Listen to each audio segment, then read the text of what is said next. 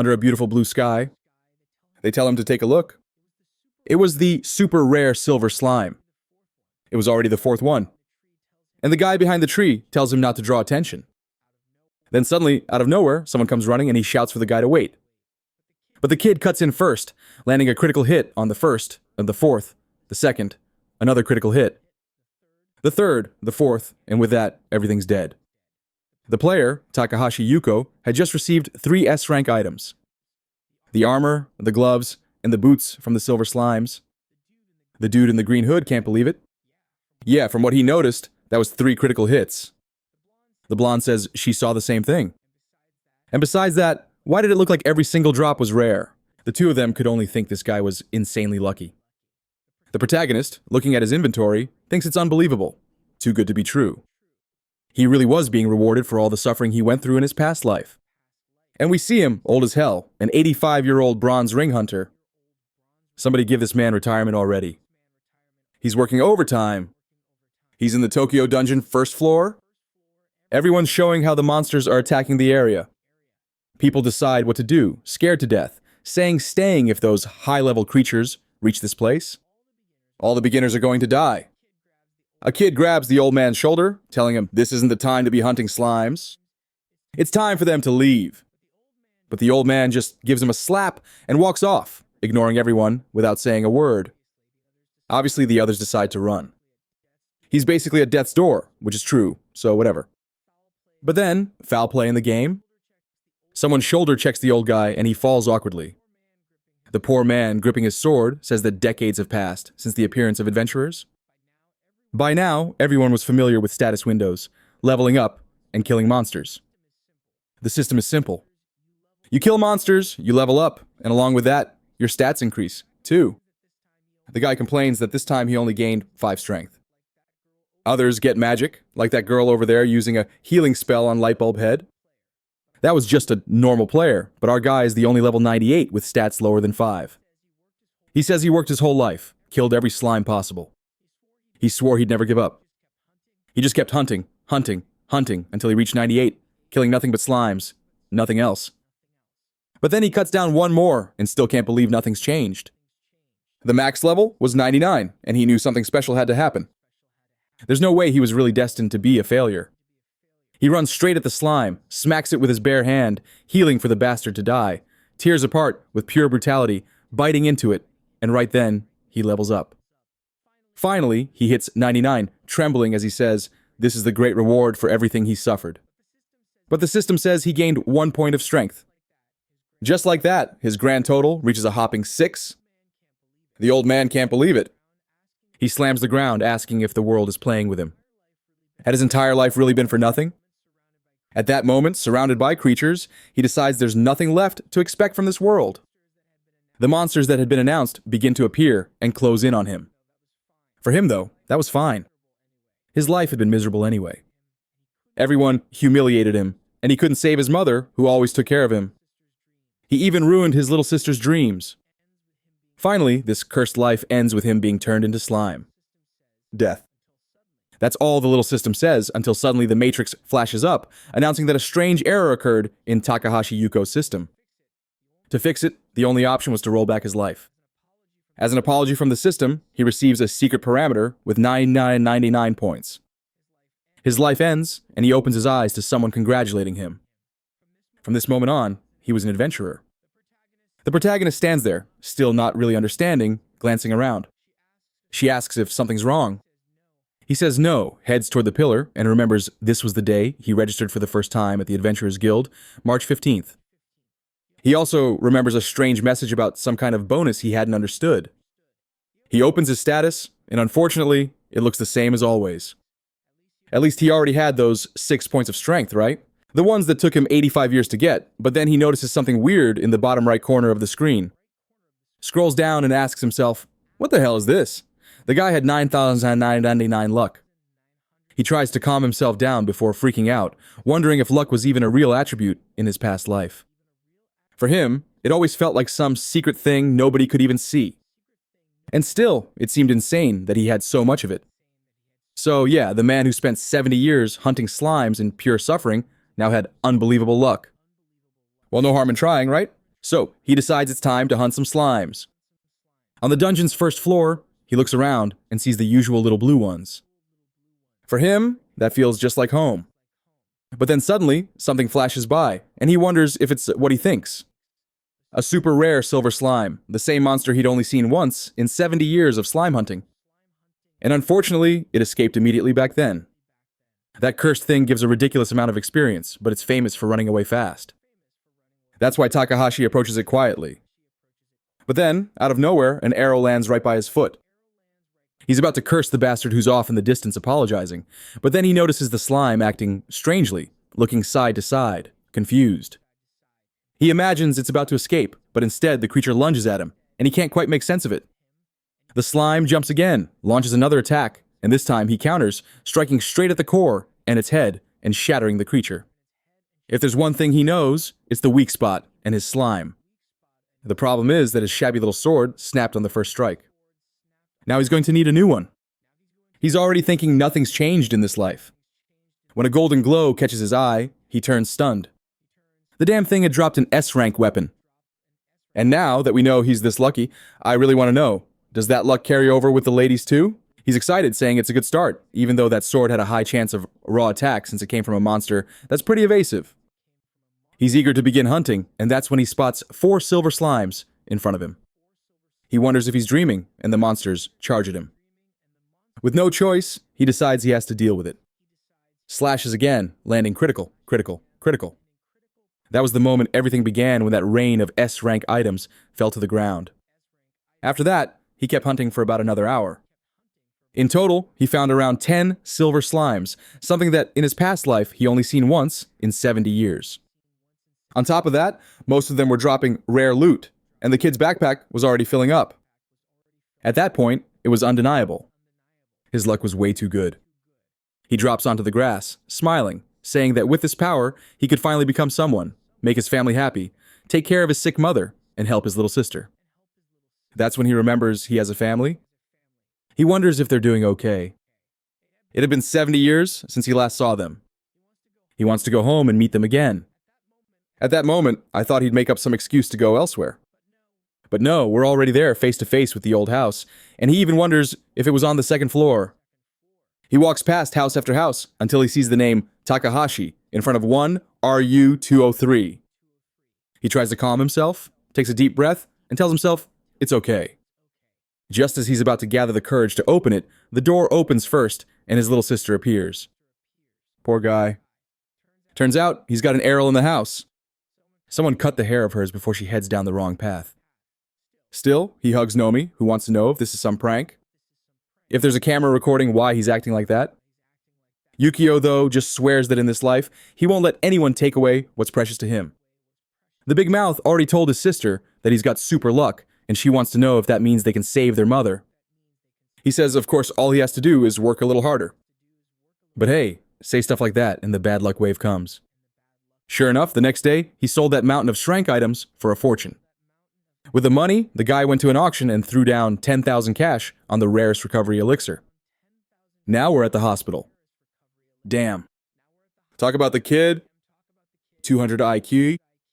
That's a protagonist who actually uses his head. His mother miraculously looks like a normal woman. For some reason lately, I've been reading stories where mothers look like honest-to-God actresses. She asks how they're doing, and the protagonist says he's the one who wants to know how she's doing. Momi hands her some food, but she says they shouldn't be wasting money on her like that.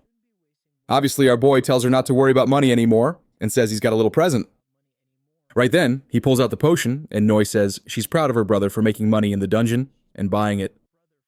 Their mom wants to know how he managed to earn so much money when he just became an adventurer. The rascal says he was lucky. At least he wasn't lying. And without ceremony, her mother isn't one to stall. She grabs it, says, "Hand it over." Damn it. Takes a big gulp and starts glowing, throwing out an era. They ask how she's feeling, and she says she feels light and can even breathe better. He celebrates immediately, and his sister high-fives him. And then he tells her to eat the pudding already. After the elixir, her symptoms ease. The disease stopped progressing, and she started rehabilitation. With that, the story ended, folks. See you in the next video. Just kidding. We're heading back home. But what more could this kid even want? He already did everything he dreamed of. Damn kid. Being the Chad he is. As soon as his mom recovered, he put her back into her natural habitat. His sister is all happy. But he says it still isn't enough. That potion had only been a temporary measure. It couldn't cure the disease 100%. She wants to know what they're going to do, and he answers that they need an L rank potion. Man, he's never even seen one. Doesn't L sound like some loser rank? The item's name is Elixir. Real creative, and his sister says she's heard about something like that on TV. Apparently, only the top adventurers in the world ever managed to get their hands on one. The worst part is that it's a rare item that only shows up on floors below 50. Meaning, the stronger you get, the harder it is to find. Unless, of course, you've got 9999 luck. And the other problem is that the item's non-tradable. He can't sell it to anyone. His sister realizes that means they'll have to get it themselves. And he says that's exactly it. Now, Nomi wants to know if he can even make it to those higher fours. He says normally it should be impossible. His death would be like a dog getting run over in the street. She flinches, but he explains that normally that's how it would go. After all, the potion he gave their mom wasn't just luck. He also had the knowledge from his past life. He knows where elixirs spawn because even though he couldn't climb higher, he always studied every floor. That curse translator tricked me. Turns out the elixir only drops from monsters above 450. The exception is the floor 20 boss, the ancient golem. Obviously, the tough part about that monster is not only that it's hard to kill, but it's also hard to even find. On top of that, it's rare for it to drop the item, which is why almost nobody knows about it. In his past life, it only happened once. But judging by how things are going now, it shouldn't be impossible for him. Noi says he's got that guilty face like he's planning something shady and tells him to drink some water, saying she knows he can do whatever he sets his mind to. The protagonist explains that there's a chance, but first he has to prepare a few things because there's always a more efficient way to solve problems. The first thing he needs, obviously, is high-quality equipment, that S-rank sword of his, but with that nasty 30% miss debuff. His sister shows up and asks if he's heading to the dungeon, and he says yes. She thinks it's risky and tells him to buy armor since the kid's basically wearing 3 rags, but he explains his stats are too low for that.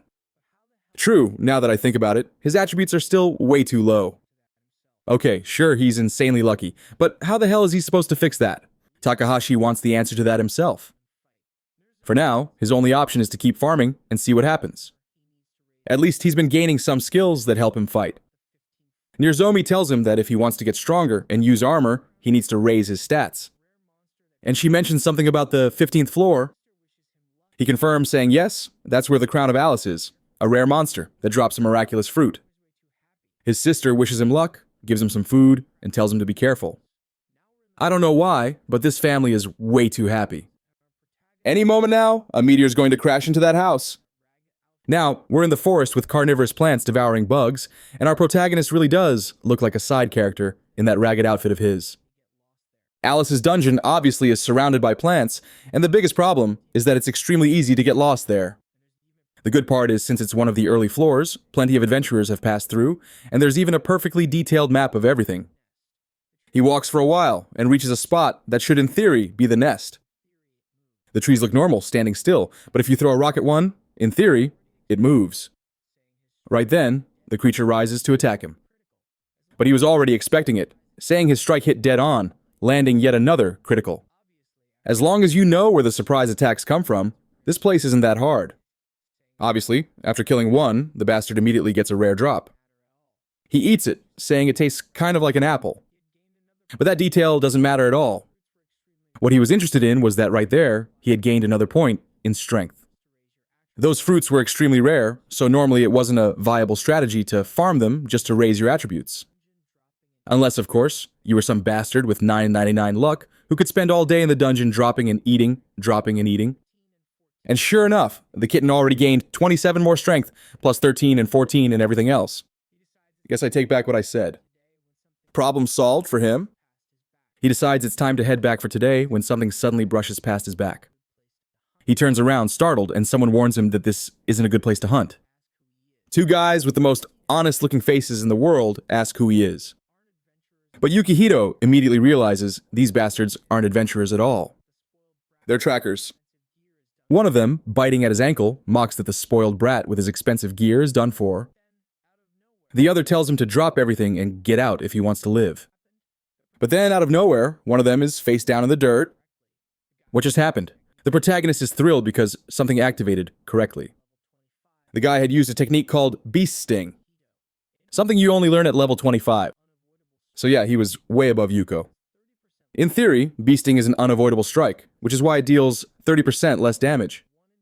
But the protagonist had the Slime's Tear equipped, an item with a 1 in 3 chance to cut incoming damage in half. Since the strike already hit weak and then got hauled, it basically did nothing. If it weren't for his luck, he'd have a hole in his stomach. But luck is the one thing he's got in spades. Now the short guy, barely a meter tall and fuming with rage, wants to know how Yamada got dropped by a single hit. And Yukihito tells him to surrender. Maybe he'll forgive him. But the guy shouts not to underestimate him, claiming he's deadly at long range. Yukio agrees, saying, "Fine then, since he can't fight at long range, let's make it even." He opens the system, pulls out a staff, and declares they'll fight fair. The whole area is filled with plants, and the big-headed guy is confused, wondering what kind of weapon that is. The protagonist explains it's the Staff of Nonsense, something he looted off one of those creatures. The guy instantly feels like he's already won. The Staff of Nonsense was rare, sure, but completely useless. It triggered random spells, most of them garbage.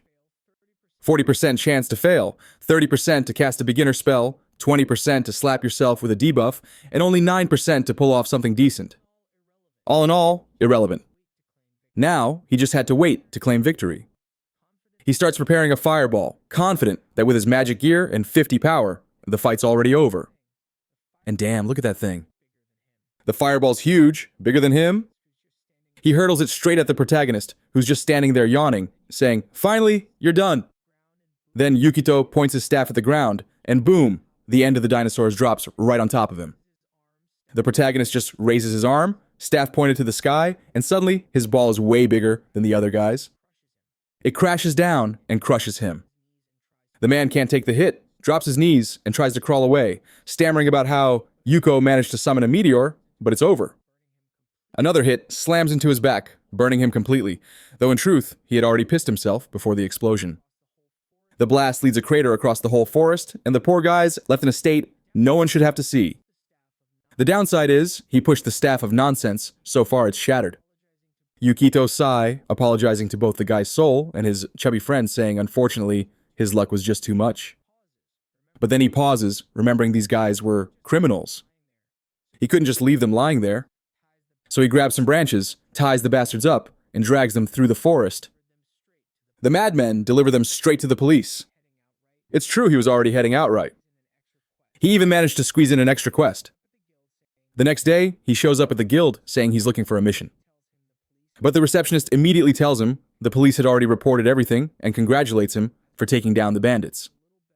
As a reward, she rings a little bell, congratulates him again, and says he's now been promoted to silver rank.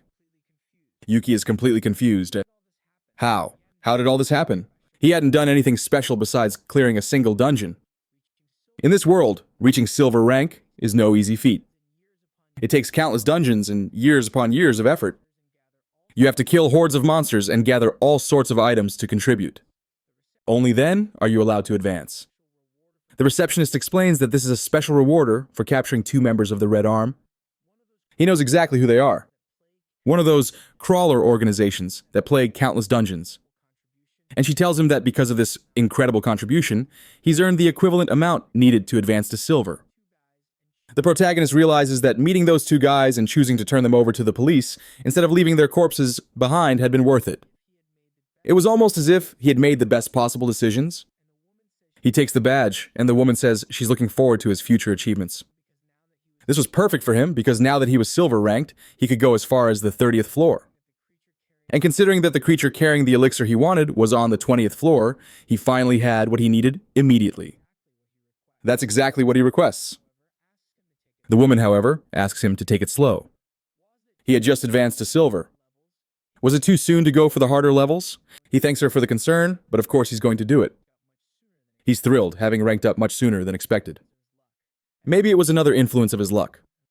As he's leaving the association, an old man stops him, asking for a moment of his time. Yukito asks what it is, and the man wants to know if he was the one who defeated the gangsters. Seeing the two idiots posted on the wall, the protagonist admits it.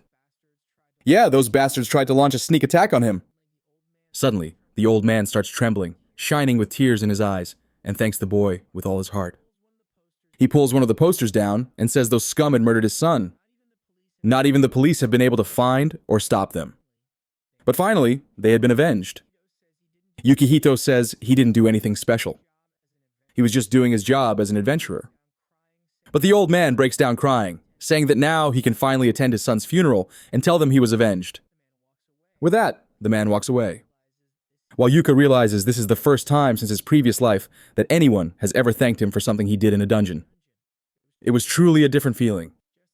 Just as his life was finally starting to improve, he remembered something painfully obvious. He had died an old man because the swarm of creatures that invaded Earth had been far stronger than most hunters. He wonders if there's anything he could do, but quickly comes back to reality. He had only just begun farming and growing stronger. There was nothing he could do about that yet. So he slaps himself back to focus. First and foremost, he had to make sure his mother stayed healthy. That was the priority. The scene shifts to a cave, tools scattered over a stone table, and a bald man slamming his fist, cursing. He can't believe those bastards had actually died. Now that other person wouldn't learn her lesson. On top of that, he wouldn't be able to pay the fee to his big brother. He grabs a dagger, glances at a newspaper, and vows that the bastard who ruined his plans would not get away unpunished. But then he suddenly calms down. He needed to be cautious. This guy had taken down 2 high-level fighters alone. At the very least, that meant he was strong, so he got to create the perfect plan first. And now, the boy was out of luck because his plans never fail. The next day, Yukio was already inside the 15th floor, the solitary mountain, a place with narrow passages and dangerous terrain where many people ended up falling and struggling to finish because of it. On top of that, since it's so hard to navigate, it's a spot famous for bandits. But with the luck he has, he knows he won't fall. He digs his sword into the wall, jumps, launches himself upward, and reaches the top of the mountain, only for an eagle to swoop at him. The plan is to keep leveling up until he's strong enough to challenge the 20th floor. He kills some armadillos, focusing on numbers, wipes out a few pock beasts, slays some bears, and of course, he's always gathering piles of items. Meanwhile, the guy who wants him dead is watching from the shadows. The bastard can't believe it. Using nothing but a slime sword with no armor, Yuko is soloing everything. Without a doubt, this has to be him. But he never expected the kid to show up right in his territory. He needs to calm down. No point attacking now. All he has to do is wait for the kid to let his guard down. Later at night, a protagonist lights a campfire and the stalker realizes that Brat plans to stay in this dungeon for a while. That sparks an idea for how to ruin Yukihito's life. He runs off, remembering the ecosystem here. First, he hunts down the eagles, making sure they can't kill the other insects. Then, he gums tons of food for what look like shadow grasshoppers, which begin to evolve, devouring every other monster and spawning even more. They keep multiplying, and by the 4th wave, he's sure the plan is flawless. It'll all look like the common fate of an unlucky adventurer sworn and killed by monsters. Seeing the absurd number of creatures multiplying, he grins. Then he sprays them all with insect repellent. Immediately, the bugs scatter, crawling upward and sideways in a frenzy. Looks like this guy's some kind of insect tamer. The monsters completely ignore him. Meanwhile, the protagonist is just farming honestly lucky as hell, minding his own business when he hears a strange noise. He looks back and sees a storm of monsters closing in. Those damn death locusts are coming in numbers he knows he can't handle alone. He quickly sheaves his sword and bolts. He needs to find other people to help him deal with this. At that moment, he remembers a conversation he overheard in his past life. Some adventurers talking about this dungeon about a certain cave that made everything easier. He recalls the map and heads straight for the mountain that seemed to match the description. No time to hesitate. He slides in, lands on top of a golden toad, crashes against a wall, and shouts for help, hoping the panic will draw someone out. No answer. The monsters are coming. So he smashes the wall apart by force. And inside, oh damn, it's full of gad hunters. Clearly, he stumbled onto their hideout. Everyone's staring at him, and he asks if he's just found some weird hunter fetish den. They all shake their heads, and he says he figured as much, then starts cutting them loose. The rescued hunters cheer, saying everyone thought they were dead. Yukihito asks what happened. Putting Heads says they were attacked by trackers.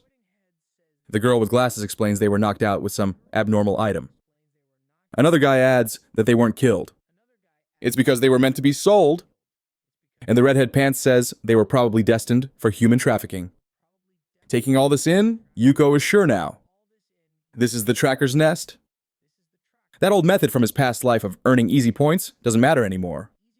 He starts piecing things together, remembering that in the future, the police raid this place. Literally, a whole squad storming in. What could they even do against hunters? He doesn't know. But somehow, they managed to stop the trackers and to make sure that place wouldn't be used like that again. They eventually turned it into some kind of a little diner or something along those lines. But Yukihito had discovered everything before the police even had a clue. Obviously, he didn't remember much about other people since he'd spent 70 years doing nothing but hunting slimes.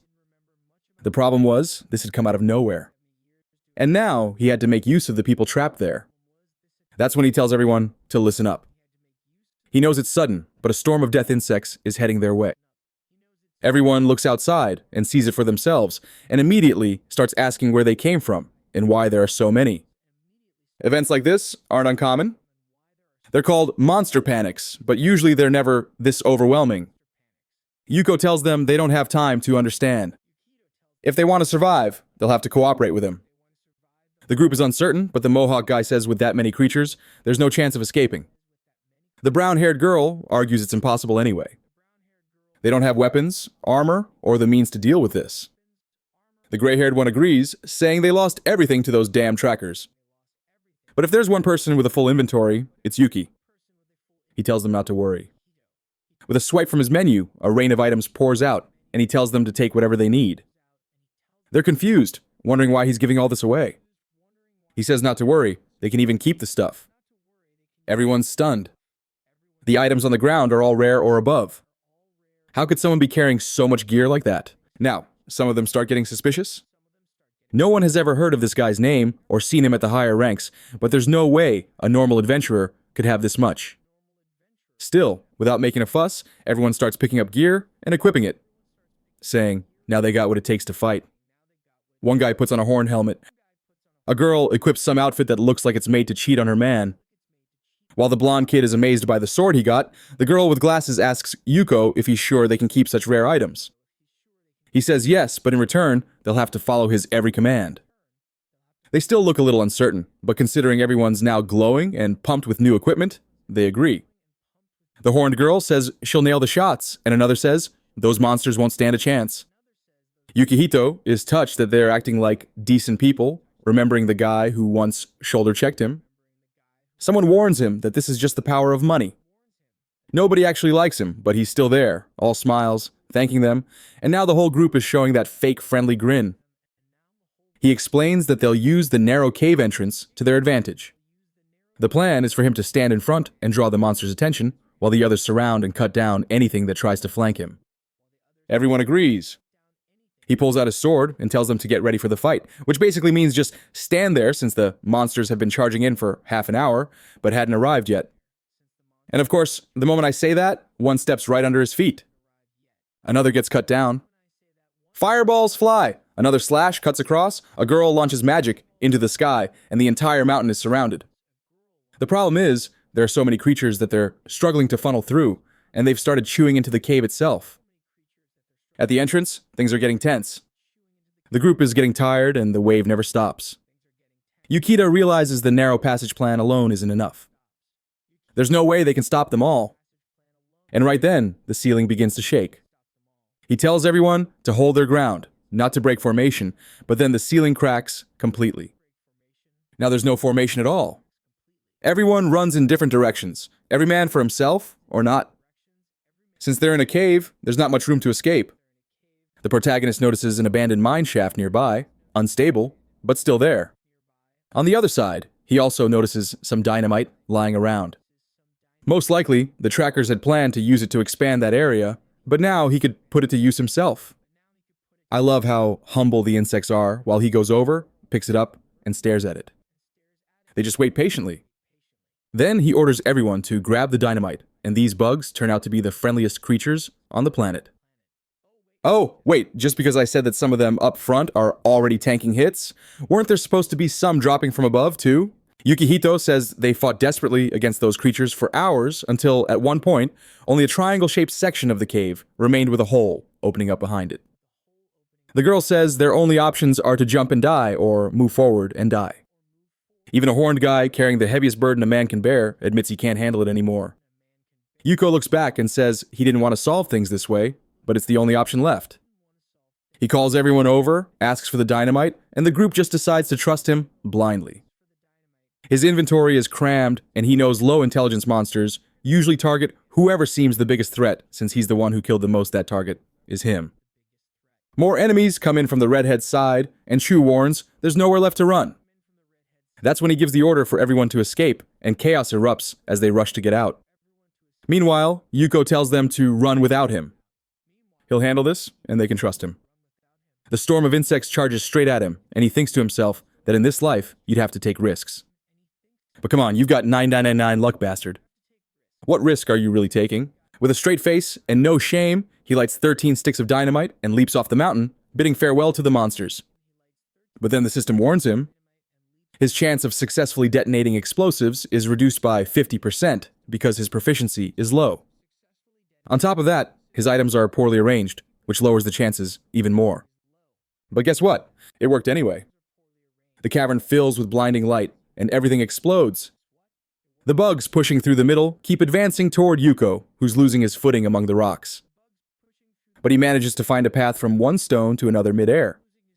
At the same time, he slices through the last pillars, holding up the cavern, bringing it all crashing down.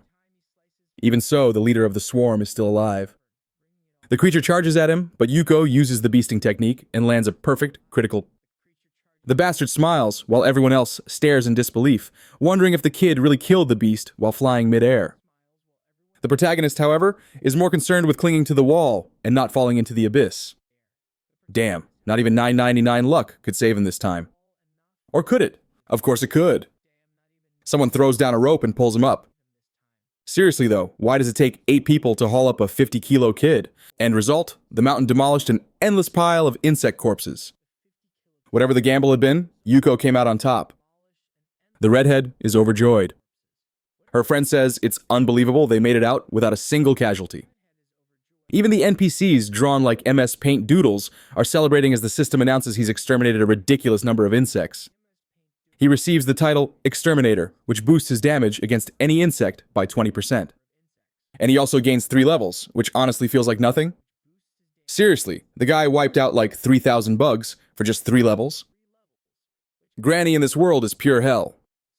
Meanwhile, the bald man is kicking a wall in frustration. He hasn't even faced the protagonist directly yet, and he's already lost twice, and he knows the higher-ups are going to demand a heavy price for exposing the base and losing those underlings. It's all that bastard's fault. Out of nowhere, he takes a swig of his drink, smashes the bottle against the wall, and growls that he's going to kill him now, even if it meant sacrificing his own life. Alright then. Let's see what he's going to do, because our protagonist is heading into the dungeon, and all eyes are on him. Looks like the people he saved have been spreading stories, and now he's the popular one, the mountain destroyer, Yuko. Everyone knows he saved countless people, and now everybody wants to invite him into their parties. But he's pulling a Sun Jin Woo from solo leveling. He says he prefers to play solo. He can't take companions because that would only make getting the elixir harder. In battle, loot distribution is random. Back in that insect hunt, he realized that having more people on the team actually lowered the quality of what he received. Unfortunately, as amazing as his luck was, it was an omnipotent. So, his plan is to go it alone. Next thing we see, he's at home, surrounded by a banquet. Every Gadu goes, his mother and sister are all smiles. That nostalgic feeling of happiness fill in the room. While his sister says she knows he's heading for the 20th floor, and her mother worries. Only 15% of people make it through, and the death toll is high. The protagonist tells her not to worry. He's the real deal. While his mother pleads with him not to push himself too hard, he remembers her sniffing the towel and says he's more concerned about her health than anything else. His sister thanks him. His mom laughs, and they all start eating. He gulps down some water, says he's off in search of the elixir 2 again. And now we're finally at the 24 dungeon of the pillars. Explain this? 50 frames of him eating and chatting with his sister, and then suddenly he's in the dungeon sprinting through and slashing everything in sight. The creatures there are inorganic types. They have no mercy for adventurers. If they get the chance, they'll kill you instantly. He's running when a gargoyle swoops from the side, but he whips around and lashes out with his sword.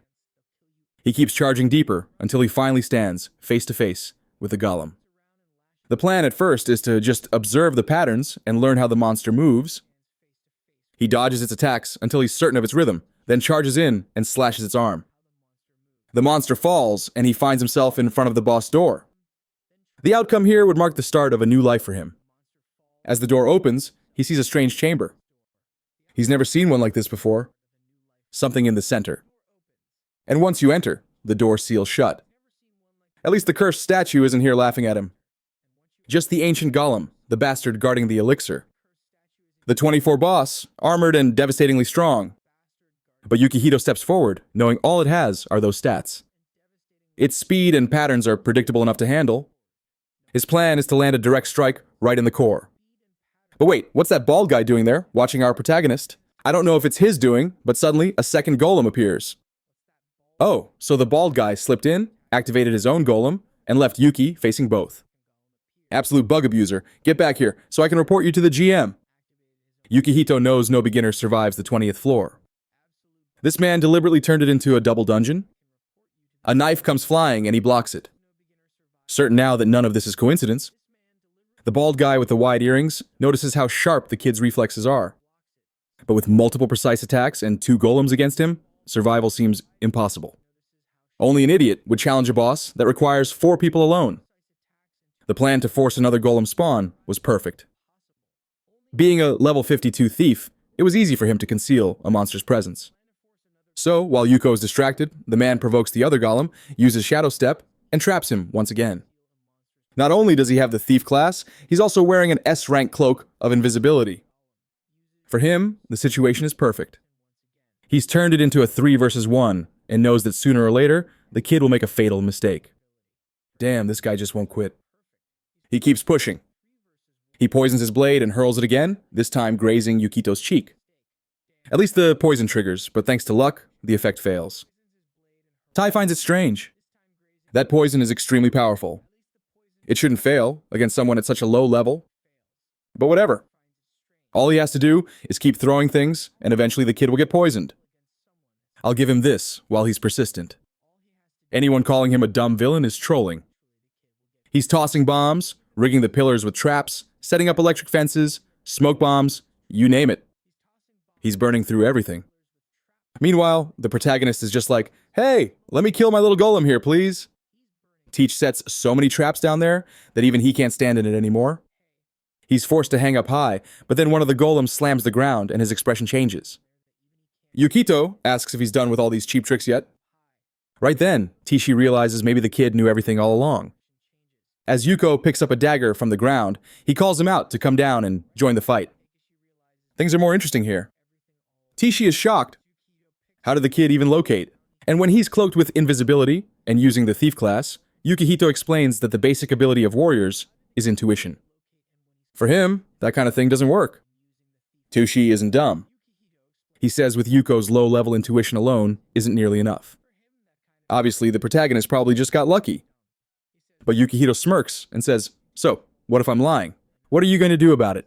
Leave the room. At that moment, T decides enough is enough. He unchats 2 daggers and charges in. The protagonist blocks him straight up and throws him back, declaring that now they'll see who's the last one standing. I saw someone comment on this, and I've got to agree. Considering this is a Chinese story, isn't it missing a towering giant girl? There's always one of those powerhouses in Chinese works. But nope, no giant girl, just a bald guy getting tossed across the room, wondering how Yuko spotted in with nothing but low-level warrior intuition. But Yuki knows the guy will never believe it. The truth is, intuition really is the basic skill he received. And it works through probability, and probability changes completely when you've got his kind of luck. His mini-map shows absolutely everything. The traps, the pillars, the monsters, where Takashi is, everything he set up. The thief pushes forward, admitting the kid is impressive for such a low level. Yukiro thanks him for the compliment, and the honest back and forth continues while the golems loom nearby. Teishi is losing his mind, saying that with his agility, it's only a matter of time before Yuko gets nailed by a clean strike. And sure enough, he lands one, stabbing into the protagonist's arm. At least, Yuko manages to resist the paralysis. Takashi even praises that, asking how the hell he keeps resisting abnormal status effects. Yukito slips to the side, trying to come in from behind for a strike, but Teishi isn't slow. He dodges, of course. Then Yukiro activates Beast Sting, an attack with a guaranteed hit rate, but the bastard counters with Butterfly Dance, dodging everything and creating an illusion. Teach explains that the only way to escape a guaranteed hit is with perfect evasion. He sends 2 more strikes Yukio's way, and one connects with his leg. Teosi grins. It's just a matter of time now before the boy collapses. And then, right on cue, the golem fires a laser. But since Yuko had just taken a hit to the leg, he stumbles into a crouch, dodging the blast by accident. Teishi laughs, shouting that this is the 20th floor full of surprises. He keeps dodging the boss, dodging the kid, waiting for the moment when Yuko will eventually get exhausted. He lunges for another strike, and Yuka blocks, trying to think of a solution. And right then, he feels a strange pain. He got distracted from the minimap and stepped right into one of the traps. Takeshi cheers. Finally, the boy fell into one. Now it's time to finish this business on the 20th floor. He unleashes a sharp scorpion strike. The protagonist tries to block, but he's thrown back, slammed into the wall. Damn, I thought this was going to be easier. The kid's really struggling. And the bald man steps forward, bloodlust in his eyes, saying, "It ends here." The protagonist screams desperately, then suddenly shifts his expression, saying, "He was just kidding." He presses a block on the wall, and Teishi is trapped inside a glowing purple orb. Teaches realizes it's a gravitational snare. The worst part, he can't even open his mouth properly to speak. The pressure is too much. Yukito tells him he's an idiot for charging in during a boss fight. When he turned this into a double dungeon, the way the dungeon worked had changed. He calls it shameful that a high-class thief didn't notice the traps the bosses had set. Teki screams that it's impossible. How could this bastard warrior notice what even he couldn't? And then the boss lands a brutal strike, knocking him straight out of the grabby field, slamming him into the wall. His body crashes down, blood pooling, and the 2 golems grab him together, smashing him to the ground again. I thought you'd be ripped in half, but judging by the limp body and the spreading blood, that's the end of him. He dies wondering how it's possible, while Yuko smiles and says, "It's the intuition of a warrior." He adds that if the guy is still alive by the time he finishes with the boss, he'll hand him over to the police. I don't know if that's good. It makes the protagonist look like some noble guy, but I personally like the villains. But at the same time, with his ridiculous luck, he'll definitely be rewarded, so maybe it's worth it. But wait, I spoke too soon. The bald guy stands back up laughing, telling Yuko not to mess with him. At this point, both of them were going to die there. He straps on a vest packed with dynamite, saying it's enough to bring the whole place down. Yuka tells him to stop being insane, but he just keeps laughing, declaring it's the end for them both. 100 sticks of dynamite ignite, and the dungeon really does start to collapse. Yukiro tries to shield himself, but the ground splits open beneath him, and he falls into the abyss. Considering he's got 99999 luck, that fall must land him somewhere with an extremely rare artifact. Looking up, he counts how many floors he's dropped through. Unbelievable. There really is a hidden chamber. And of course, the golem follows him down. This story doesn't let anyone rest. Everything has to be dealt with. Yuki realizes the bastard has trapped him down here. But then he notices just behind a strange golden chest. Obviously, it's a secret treasure. The only problem, the 2 golems also descended, and in this cramped chamber, there's nowhere to dodge. His best option is to bet everything on that chest. He dashes straight for it. 1 golem swings. He slides, taking a slice to the knee, grabs onto the other's arm, and vaults toward the chest. But luck or not, he still takes a heavy blow across the body, sent flying, sword spinning, crashing into the wall. He celebrates that his ribs didn't shatter, only to realize another hammer strike is already coming. He sidesteps desperately, nearly avoiding it. No, actually taking the hit. Damn, the kid's legs are turned into spaghetti bolognese. Take it easy, Gollum. My boy's supposed to be the lucky one. How are you supposed to survive something like this? He's pounding the ground himself, wondering what kind of hell this is. The pain is excruciating. He feels like throwing up, but he refuses to give in. The chest is right there. And bam, another crushing blow. Now he's looking way too much like some Jin Woo.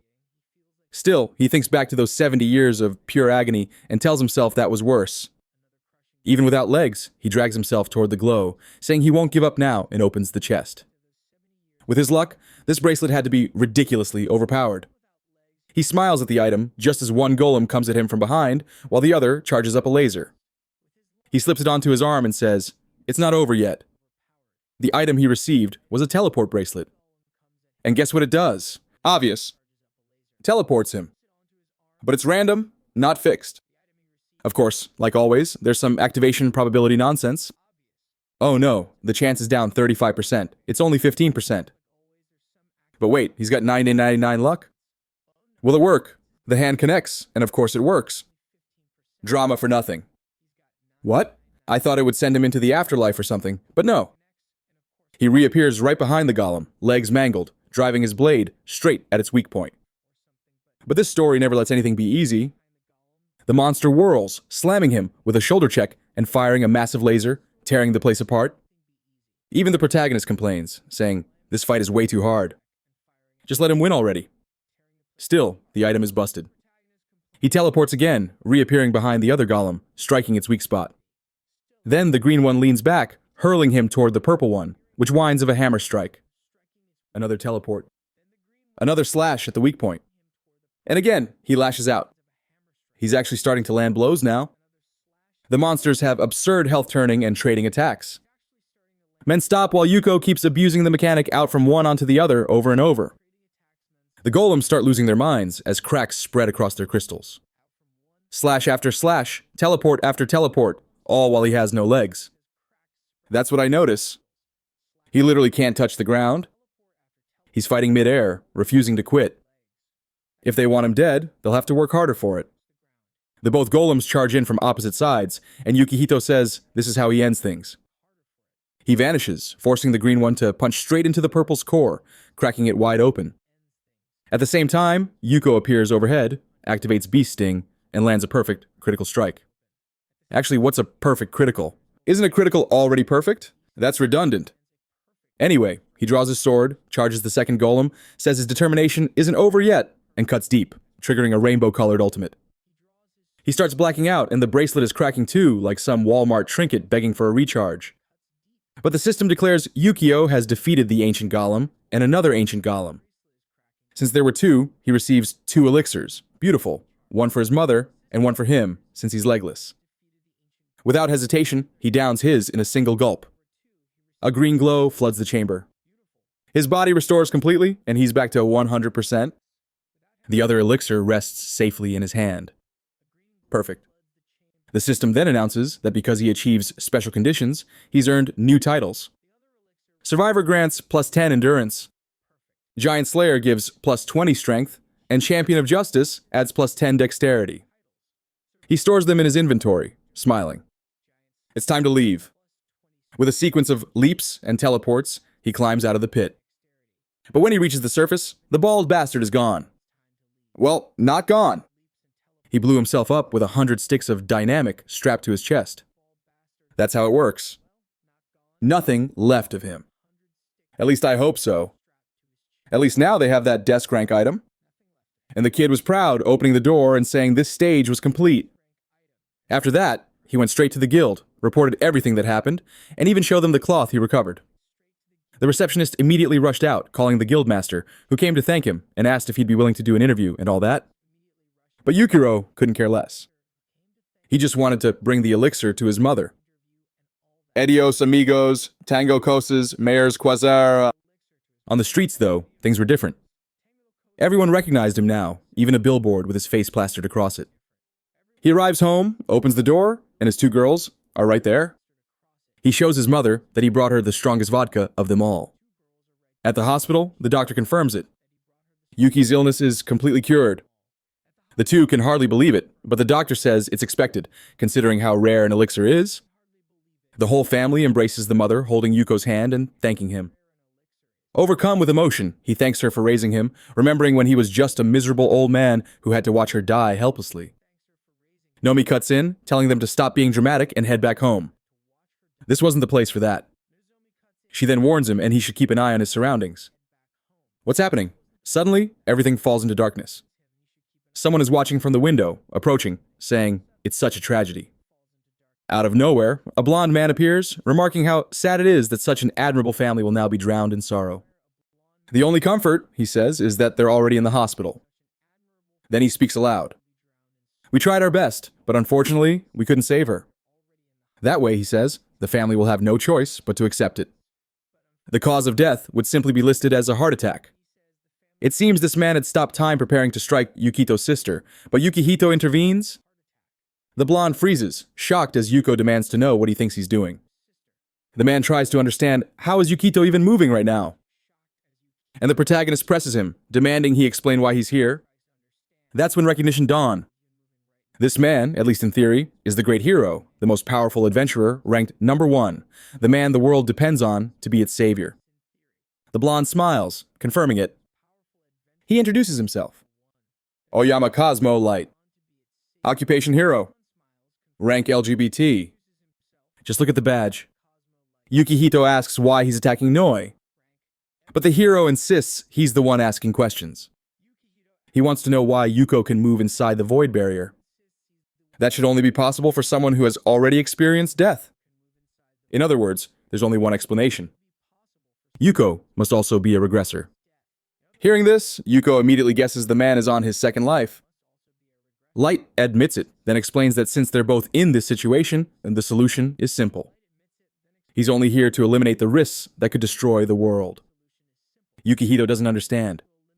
What does his sister have to do with the end of the world? Light explains she's one of the factors through the negative influence she will create in her future husband. Yukiro remembers the man who was supposedly destined to marry her and doesn't understand. Lee clarifies that this man is someone extremely important on a global scale, and the collapse of his marriage will trigger such negative consequences that he'll abandon dungeon expeditions. Monsters will go unchecked and the world will suffer. So Muromi indirectly would be the reason, and that's why Lee says she has to be removed. He only wants to know if Yuko understands his explanation. But Yukihito tells him the past is not the same as the future, which makes sense. He's already changed things. He paid off their mother's debts, meaning Noi will never be forced into prostitution and will never meet that man. That alone means the future has shifted, so there's no reason for Light to kill her. Light nods, but then says that unfortunately, instead of relying on theories, it's easier to simply act now and erase the uncertainty. The protagonist says he won't let that happen. While the blonde man asks him, please not to act this way, he didn't want to kill the boy. He insists he's only doing this to save people, so why won't Yukihito accept that her death would reduce casualties? Yukio tells him to get out of there immediately, but the blonde replies that he has an idea. If Yuko wants her to live, he'll have to defeat him in battle. The protagonist asks why, and the blonde says it's because he wants to see just how special Yukihiko really is. Yuko warns him that he'll regret this, but the blonde only laughs. Pulling up his status window, everything over 3,000, saying he's far beyond what the kid expects. Seeing that, Yuki immediately knows he doesn't stand a chance. The blonde steps closer, telling him he must understand by now that he isn't strong enough to protect her. He explains that the rules of this world work the same as in the other one, something a regressor should already know. Activating the aura on his sword, he asks, will the sister die or will Yuka fight? The poor kid hesitates. The chance of victory is almost 0. He tried to run using teleport, but that would only buy time. He'd have to stay glued to her side 24 hours a day and wouldn't be able to level up. With no better option, he says he'll fight. Light thanks him and tells him not to be afraid. He doesn't expect Yuko to win. All he has to do is survive the void barrier for 10 minutes. But that wouldn't happen inside the hospital, or else the place would be destroyed. Light steps through the window, saying they'll change the setting. Yuko has no choice either. He leaps out, swearing he'll protect her. In the courtyard, Light says this will do, while Yuko nervously asks him to take it easy. Light agrees, saying he'll start gently, but with a snap of his fingers, 5 magic circles appear, unleashing a full barrage of attacks at once. The protagonist shouts that this is not taking it easy. While the blonde just smiles, he summons clones, saying Yukito will have plenty to deal with. Then he charges forward with them, calling it the bare minimum. Yukihito dives into his inventory, activating 2 substitute dolls. They absorb Light Strike, though be thrown back. Light compliments his preparation, but warns that pure defense won't keep him alive for 10 minutes. That's when Yuka pulls out the Staff of Nonsense, conjuring a meteor, declaring that he knows exactly how to handle this. Since items can be used simultaneously, he's got his own advantages. The meteor crashes down right on the so-called hero, but that short blonde Brad survives unscathed. No way was this guy taking real damage. Just as expected, he steps out of the smoke, explaining that his regression gave him the Void Barrier skill. And judging from that meteor being cast through the staff, Yuko must have some kind of ability tied to luck or probability manipulation. The protagonist notices the clones disappearing, stunned that the blonde figured it out so quickly. Light says it's obvious considering how Yuka fights and the items he carries. Yukihito imagines he must think of luck as some trash ability, but Light shakes his head. He admits luck is useful, but insists that this world is full of irrational things. Challenges no amount of luck can overcome. And now he'll prove to Yukito that he's one of those things that can't be solved by chance alone. He summons the Water Mage, the Plant Mage, a Fire Titan, and a horde of creatures surrounding him. Yukihito answers that he already knew luck wouldn't solve everything. But he also saw something interesting. When Light exposed his status, Yukihito noticed his luck was at 0. He didn't want to do anything reckless in front of his family, but now he has no choice. What's he planning? He remembers his mother and says that whatever it takes, any method, any means, he'll make sure that doesn't happen. While Blonde keeps unleashing a barrage, saying this time he's going all out, the fire monster charges too, and Light tells Yuka to show him just what this so-called luck is capable of. The protagonist waits for the attacks to close in, then opens his inventory and equips the teleport bracelet. He knew there was only one option here. The system runs a quick check. Success, and he vanishes. I thought he was about to pull off some insane play, but no, he just teleported to run away. What the hell? After all that buildup, he just bolts. Light chases after flying, commenting that the item in the boy's hands is very convenient, though it's a shame his own flight magic is more than enough to catch up. Yuko teleports again, saying he's curious to see what Light can really do. The protagonist throws himself into the middle of innocent bystanders and declares that if Light is really a hero, then he won't kill these people. Crazy move, but Light closes his eyes and admits that yes, he is a hero, and his duty is to protect people. Hurting them would be an unforgivable crime. He snaps his fingers, stopping himself from using high-scale magic. For real, he's gonna fight. Honestly, she soared, saying that even without large spells, it won't stop him. Dan, so this blonde kid's got principles. For someone who just tried to smash Nomi's skull, this is a twist.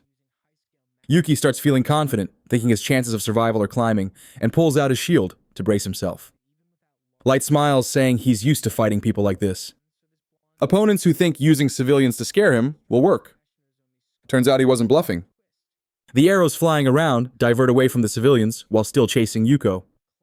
One arrow hits the shield ricochets and blasts through a building. Light explains that as the apocalypse draws near, monsters disguised as humans begin to appear. Trackers multiply, crime escalates. All of it becomes normal. But Yukihito just keeps running, shouting that in his past life, he never saw any of this. He'd been too busy farming slimes. Light says it's a shame. You should have seen how the world descended into total chaos. He even says he hoped the two of them, as regressors, could get along. Yukio answers that, unfortunately, it isn't him preventing that from happening. He blocks another strike, gets blasted into a wall, and slowly forces himself up, admitting it's getting tough to fight in such a tight space. Light starts to say something, but Yuko grabs a skateboard line nearby and bolts, pulling tricks on the way out. Light just laughs, saying it's funny he actually thinks he can escape. He conjures a wall of light across Yukihiro's path, cutting him off in the moment Yukito stops. Light appears behind him, ready to strike. Yukihito glances to the side, spots a pillar, and mutters that the timing is perfect.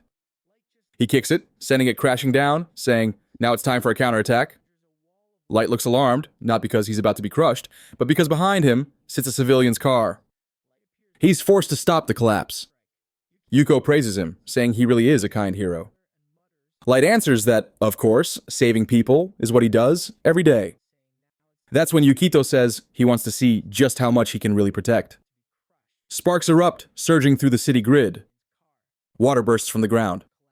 Explosions ignite. What the hell is the protagonist turning into a terrorist now? Light is calmer than he is. Still, he's forced to summon a dinosaur to douse the flames with water, while Yuko declares it won't be enough. Trees in the entire street are ablaze. The ground splits open into a crater, and Light can understand how everything is breaking at once. He has no choice but to summon the other spirits, rushing to save the people falling. The car is being dragged down.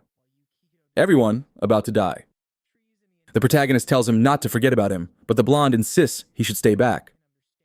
He's got too much to handle. Besides, are none of his attacks working anyway? Yukio admits it's true.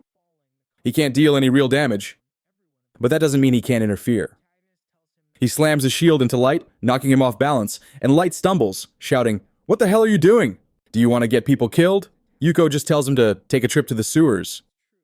Light tries to hang onto the edge, but Yuko slices him, sending him falling straight into the filth. Light says the kid makes no sense at all, but Yukihito points his staff, warning he could drop a meteor on the city at any moment. Finally, Light gives in, saying fine. He accepts. He's lost this ridiculous duel where he wasn't allowed to kill anyone. He explains that everything went wrong because of his own misfortune. For some reason, he's always caught up in bizarre accidents. That's why Yuko's desperate defenses kept ending up destroying the entire city. The absurd clash of Yuko's overwhelming luck with Light's endless bad luck created the catastrophe. Light admits he's impressed the kid knows the city so well. Yuki here replies that he remembers exactly how everything here happened, what exploded, and why, because he lived through it when he lost his family. He doesn't care if that was enough to calm the blonde down. Sweetly, Light says yes, but adds that Yuko will have to accompany him for a while. The void barrier would disappear soon and Light needed to fix everything, something Yuko couldn't do. He also tells him to get back to the hospital to stop the disaster of Reborn. Maybe that's the name of Noi's supposed fiancé. The protagonist is confused. Lee clarifies that he's talking about the disaster that will strike the hospital. Since Yuko is a regressor, he should already know. But Yukihito insists he has no idea. La frowns, thinking he's joking, but Yuko stays serious. He doesn't know. Light says it's impossible.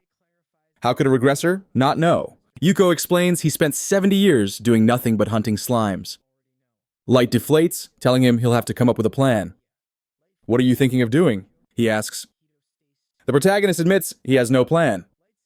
He doesn't even know how this is supposed to work. So Light decides to explain. When the void barrier drops, Yuki needs to run straight to the hospital.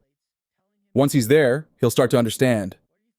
Yuko still doesn't, but Light just tells him to follow orders and says he'll return soon, but he warns him not to do anything reckless or the consequences will be severe. Damn guy went on, said a bunch, and explained nothing, then left. With no real choice, the protagonist uses teleport, and the city resets to normal. Just then, the doctor tells Yukito's mother that she'll now live for many more years. She thanks him standing up while Yuko stands quietly, lost in thought, trying to piece together what the blonde said, what might happen to the two of them, and what this hospital disaster could be.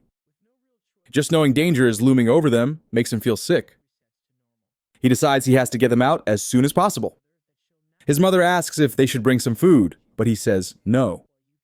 It's best they head home immediately. Once he gets back, he'll prepare something for them himself. He urges them to go quickly and be ready. They find it strange, but agree and leave. At that moment, Yukihito decides to investigate and figure out what's about to happen.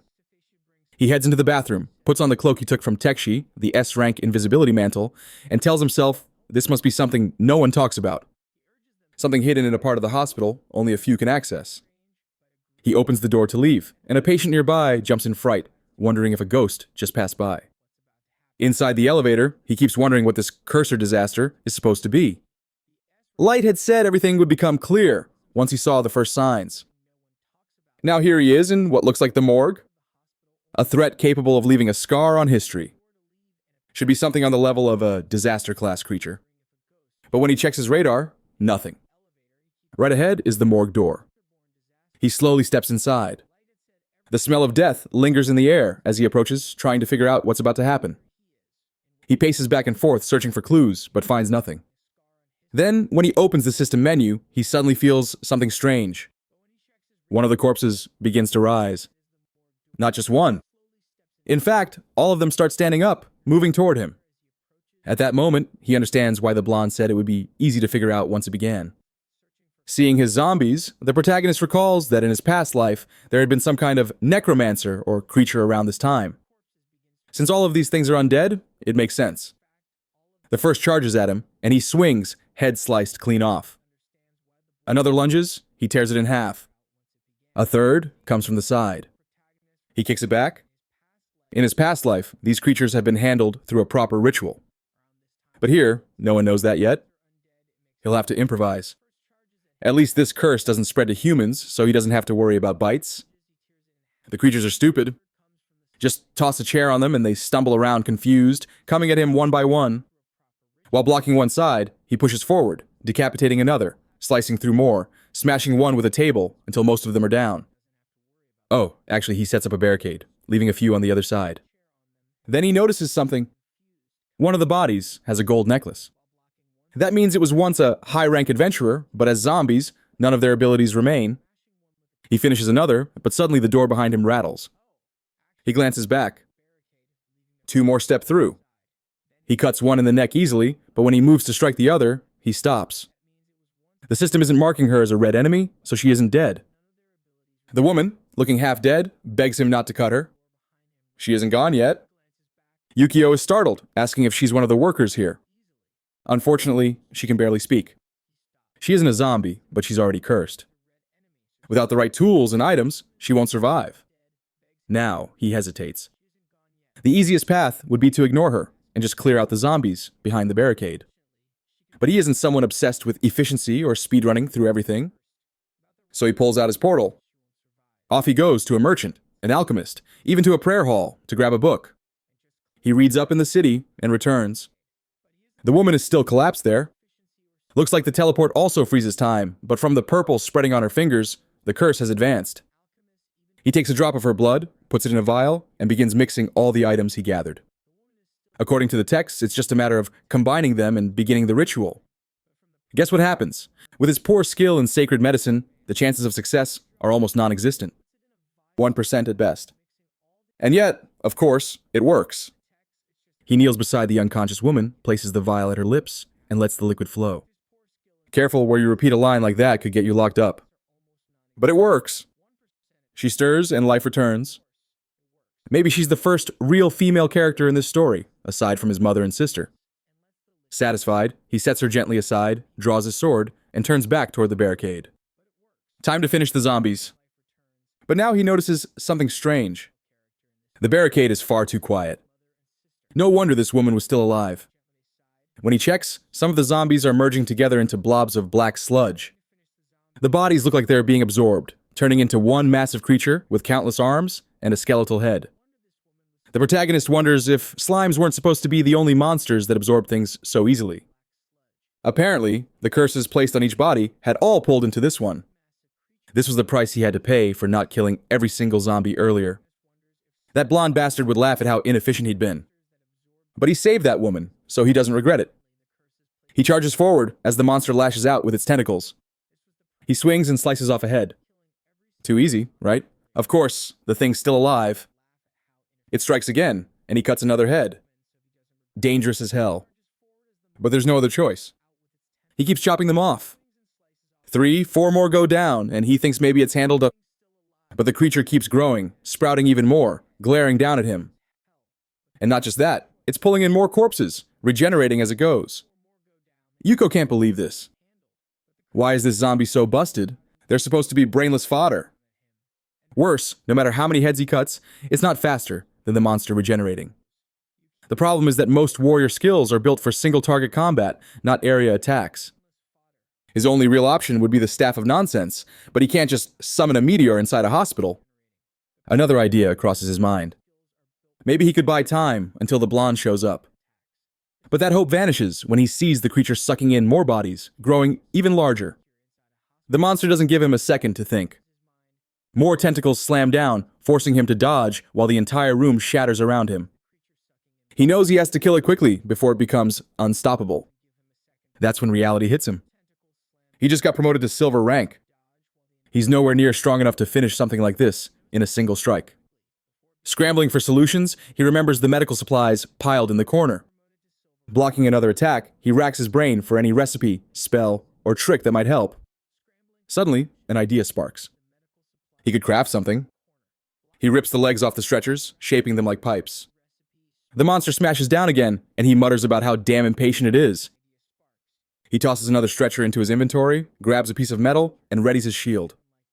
As the thing lunges, dodging to the side, he pulls out the book from earlier, flipping through until he finds a recipe for black powder. The problem? He needs potassium nitrate, sulfur, and charcoal. Where the hell was he going to find those? The easy solution would be teleporting, but he's already running on empty and needs to recharge. So, he decides to improvise here. In the corner, he spots wood. He can turn it into charcoal by burning it. He throws it into the alchemy pot. Success that the system warns of extremely low probability. Next problem, sulfur and potassium nitrate. He pulls something from his inventory and hurls it at the monster to buy time, then grabs his phone to search information from his old world. Turns out, sulfur can be sourced from incense. And in a morgue, incense is used everywhere to mask the stench. Sure enough, he spots one, but it's already burned out. He checks the collapsed woman, rummages around, and finds a few matches, lights them, scrapes off the residue, tosses it into the alchemy pot. Sulfur acquired, and not just sulfur. The system confirms potassium nitrate as well. With that, black powder is crafted. Now he just needs ammunition. The kid's really trying to build a weapon in the middle of a cursed hospital fight. What the hell is happening? I don't know what this guy is thinking, but he's grinning over the book, excited, while the monster lashes its tongue and charges at him. Of course, now that he's finished the recipe, the beast rushes in. At that moment, he uses a sheet of paper to complete the alchemy of an item never before seen in that world. The chances of success were low. The higher his luck, the better the result would be. And with that, a double-barreled shotgun is created. The protagonist immediately pulls out not one, but two, saying, "These are perfect for a like on this video that helps Mamoru make more juicy content for his viewers." Activate the cheeky little bell, and I'm